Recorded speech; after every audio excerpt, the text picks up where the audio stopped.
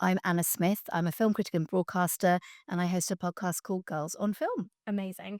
So let's go right back to the beginning. What does your educational journey look like? Well, I was always a big fan of languages and English language in school. So I ended up going to Leeds University studying English literature and language, which I loved.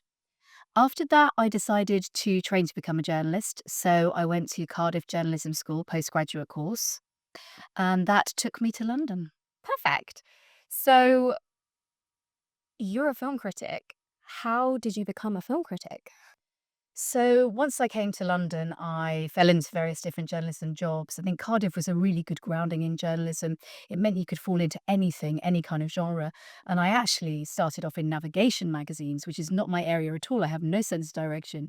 But when you're a trained journalist, you can edit any magazine, so they say, and I did.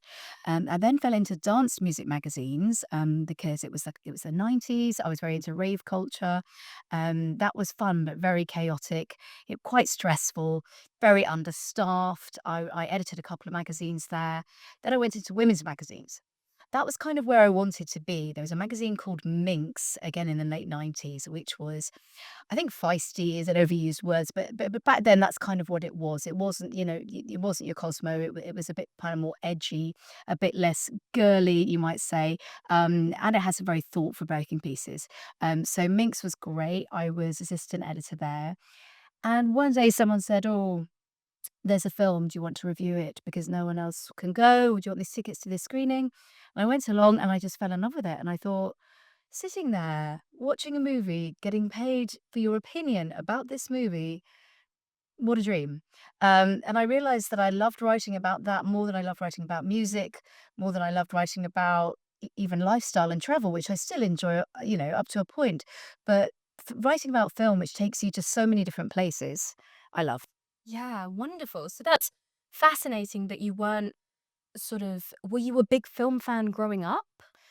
Interestingly, I was slightly deprived of film growing up, and I have actually found this to be the case with quite a lot of people that work in the film industry. Not everyone, but I was once at quite a swishy dinner, and funnily enough, we all went, "Oh, my parents wouldn't let me watch TV." They were very strict about me going to the cinema, and I did love going to the cinema on the rare occasions I got to go. But as a child, it would be quite rare, and certainly as a teenager, not as frequently as some other people. I think at university, I sort of sat around and watched horror movies with, friends, as everyone kind of did. But I was never like a movie buff. I think it probably started, the germ of it started when I studied gender and popular culture at university. It was one of the strands that you could do as part of your English course. And this was meat and drink to me because you got to examine gender and popular culture and to look at advertisements, to look at TV shows, and to look at film from a feminist perspective. And then you can see some of the threads of that later in my career. So I think the thing is, I was a film fan, but I wasn't as literate or as trained as I would have liked. So when I decided to go freelance and become a film critic, I played catch up. Yeah, so tell me about that journey. How did you become a freelancer? So Minx eventually folded. By that time, I'd built up quite a good body of reviews and cuts, and I had good contacts in the industry. I knew how to go to the screenings. I knew a lot of the PRs. I knew how it all worked, really. So that was really helpful. And then I started to do some work for Empire magazine, which is obviously a fantastic film magazine, and get to know people there. I eventually started writing for them and then started spreading the word. It was a very, very slow process, especially as a woman in those days, in the early 2000s, trying to get a reputation, trying to persuade people to take you seriously as a film critic when it's very much a man's world, was a bit of a challenge. But through persistence and hopefully really good writing, I'm sure it is that actually, I got there. I remember at Time Out, I was working in the TV section for quite a long time, which is a very similar skill, of course, writing about television, but for some reason, there's maybe slightly different attitudes towards it, or there were them. And the TV, the film editor said to me, "Okay, fine. I've been asking them persistently, can I write a film review?" And he said, "Okay, I'll give you Stuart Little 2." This is out of after like 6 months, but I just made sure that was the best film review that I could possibly deliver at that point. I Mhm. worked so hard on that, and he was surprised, and he kept giving me work. And then Sight and Sound went, "Oh, okay, we've seen her work in Time Out. She's good. Now we will answer her emails." So there was a lot of unanswered emails at first, and then you get on their radar, and then they Mhm. think, "Okay, she's serious." Yeah, Yeah. incredible. So what does a typical working day look like for you? Not really such a thing as typical. It's very varied, which is I love because I really enjoy being freelance. I really love working from home. I haven't worked in an office for a very long time. I might have a daytime screening, for example. So I would go into Soho where they're usually held, and go to a screening room with a bunch of other journalists. Sometimes two, sometimes 200, depends on the movie or how early it is. Sometimes they're quite sort of secret advanced screenings. So I'd sit there, watch the movie, and then I might give feedback about that film to the publicist. I would then go to one of my several editors who I file for regularly and say, I think this might be a fit for us. Let's bear it in mind for that issue. And I'd also have consider that for Girls on Film, my podcast. So any screening I go to, I'm thinking about it from lots of different levels. I'm also thinking about it in terms of awards consideration. Might this be something I'd be talking about on TV when it comes to the Oscars, that kind of thing. So that would be part of my day. Another part would be having meetings with the Girls on Film team. There's three of us at the moment, all working part time but very hard. And we have a lot of freelancers as well, on the audio side. So we again would be meeting, talking about what events we've got coming up, trying to get sponsorship. That's a really big one. Having meetings with people about sponsorship, planning future episodes, that kind of thing. And another big part of my day is being responsive to breaking film news. So, for example, recently, there was a news story about James Bond, about Amazon, and suddenly my phone's ringing off the hook because I'm on the Rolodex, as we used to call it, for all these different radio stations and TV channels. And, sometimes you're busy, you can't oblige. But when you can, it's great to jump in there. You don't get paid much, but it all adds up and it's also good for the profile. Absolutely. Tell me more about Girls on Film. How did that come to fruition? So I thought of the name in the year 2000. It was going to be a TV show that I did with my friend, and it was just one of those ideas we had. Two women talking about film, wouldn't that be great? And it just was a gem of an idea. And then in 2016, 17, my agent, Hedda Archbold, and I started pitching it seriously as a TV show. My friend had since moved on to other things and given it her blessing. So, she said, let's do this together, let's pitch it. No one was interested as a TV show. Then we thought, let's do a podcast. Because people were approaching me about podcasts. Hedda thought it would be a great idea to try it as a podcast. So that's what we did, and that was in 2017. And really, it's evolved from there. The original idea was partly to show that women talking to other women about film isn't a niche activity. I was being asked to go on TV alongside men, but very, very rarely alongside women. And of course, you'd see two men talking about film together all the time. There was some kind of assumption that, oh, it must be a girls' show. Now, we do have a lot of male listeners on Girls on Film. It covers all sorts of topics, but it does focus on gender representation because those are the kind of discussions that a lot of women and those of us discussing it are really interested in. So we wanted to tackle films from a different perspective, whether they are mainstream, blockbuster hits, lovely little documentaries that no one else has heard about, some indie film we want to champion, you name it. And what we have found is that it's evolved from being film critics chatting to each other very quickly into getting, really big name actors and directors on there. I think we've had 15 Oscar winners on now. By episode 3, Carey Mulligan and Andrea Riseborough were coming on. It was very surprising and exciting to us, the level of interest that we had from women in the industry. So what we decided to do was to open it out and have more practitioners, more filmmakers on the podcast while having film critics on when we can as well. Yeah, fantastic. I mean, you've essentially provided a space, haven't you, where everyone can talk about things that they usually don't get the opportunity to. Exactly. We do find that a lot of women come on and they say, "Oh gosh, no one's asked me that question before. I've been doing what we call the junket trail, going to loads and loads of interviews with journalists, and no one has asked me that." And that's brilliant if they then feel that freedom to talk about it from a slightly different perspective. Absolutely. So, anyone looking to enter into this world, what skill sets would you say that they should possess? I think mine's a very specific world because some film critics just write, whereas I do broadcast and I do podcasting. So I suppose it depends. I might break those down a little bit because some people might just want to focus on the one. I would say if you've got the skill set to do all three, great. And the rest, I also host Q&As on stage. There's another one. Can get to that more if you want. But yeah, to be good at all those things is, I would say, almost one of the only ways to make a living as a film critic now. Unfortunately, being really honest with you, it is not a pretty picture in terms of earning a living being a film critic these days. So the more strings to your bow that you can have, the better. So number one, be a journalist. You don't have to be a trained journalist, but I think you have to have the skills of journalism and you have to have the discipline of journalism. It's not necessarily, to me, just about kind of, saying what you think about a film. You obviously have to think very carefully about how you structure a review, how you reach your audience. You have to be very good at writing, obviously. And I think to hone your opinion over many years is a really valuable thing because you might start out. I look at some of my early reviews and I sort of wince. The more I watched and the more I saw, the more kind of knowledge I amassed, the more comparison points I had. If you're saying this is people go and say this is the best rom-com ever, I was like, well, how many rom-coms have you seen? You got to be careful of the sweeping statements.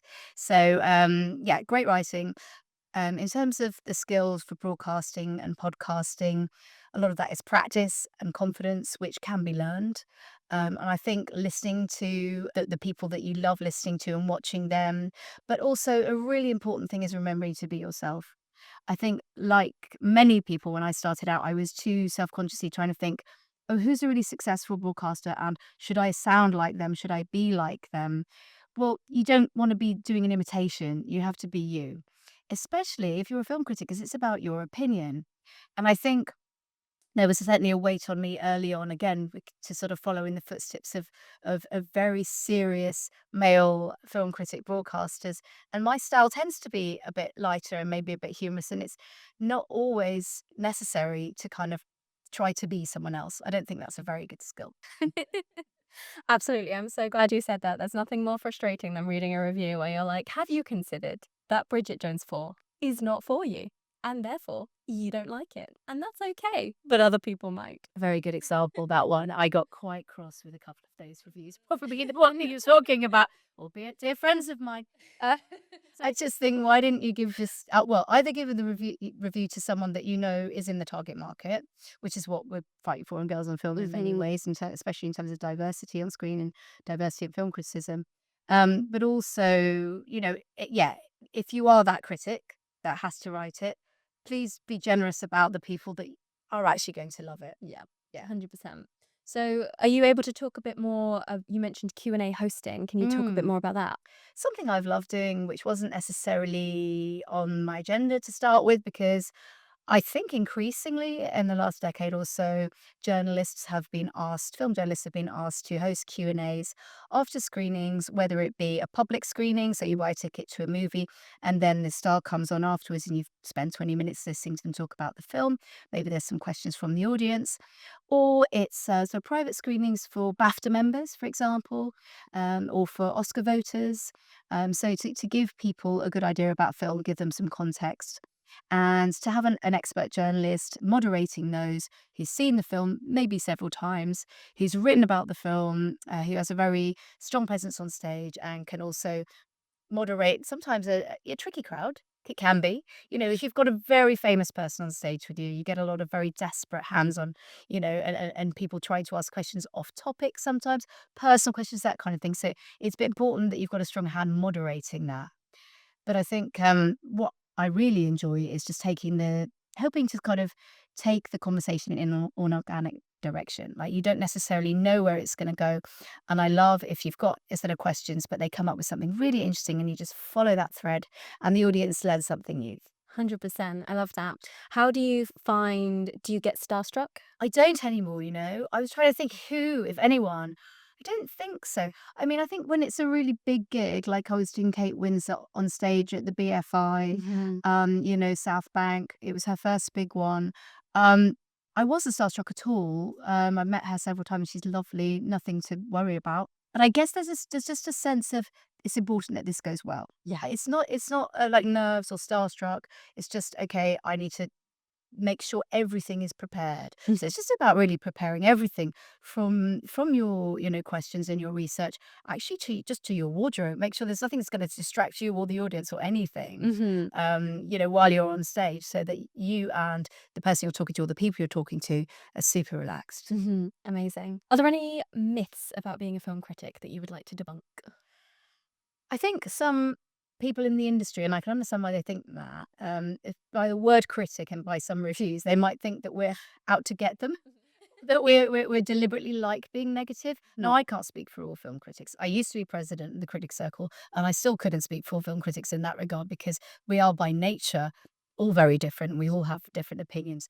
But for me, I think I'm in this because I love film.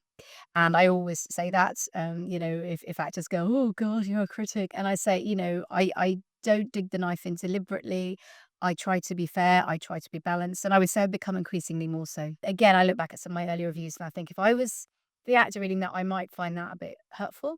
I try not to do anything like that now. I think there are ways of writing it that can be funny and true without really hurting someone. Mhm. So I know a lot of people don't read reviews anyway, but if they did, So yeah, I think it's about loving film, and what I'm happy about now really is though that even though occasionally I get the opportunity to do a negative review, most places I write for, which are like Saga, Waitrose, Weekend, Time Out, I'm only really asked to do things that I'd recommend.